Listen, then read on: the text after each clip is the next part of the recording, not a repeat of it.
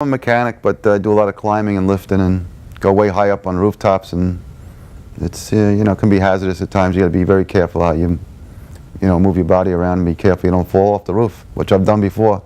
Well, basically it was barbecuing in the backyard, and coming back into the house I tripped and on the step coming into that back door, and hit my head on this glass sliding door and then stumbled down to the ground. And my wife came and took me inside, and basically I felt a little better after a while, but I was hurting for a while there, and then I went to bed that night. The next morning got up and decided to my wife I was still not right. I'm tingly, numbness down my arms and neck, and she took me to the emergency room to St. Charles, where that's where they examined me there a couple of times before Dr. Kern showed up, and then they wanted a neurosurgeon to check me out, and he happened to be the man in the place at the time.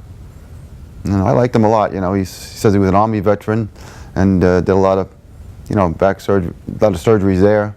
And he had done a couple of different tests, an X-ray special test for me, because I couldn't do an MRI because I have an implant.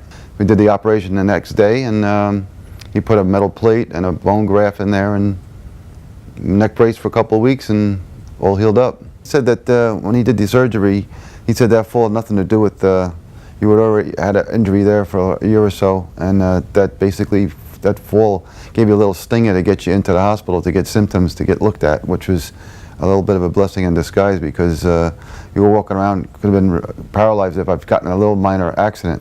So lucky to be in the hospital and get it fixed. And then he spotted it.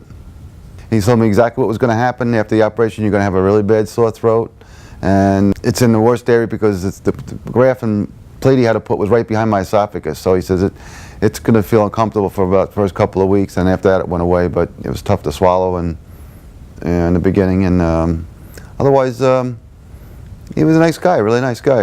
Explained everything to me real clearly, and did a good job. And his physician assistant was very nice there also, so the team was very good. Lucky to get him, I guess.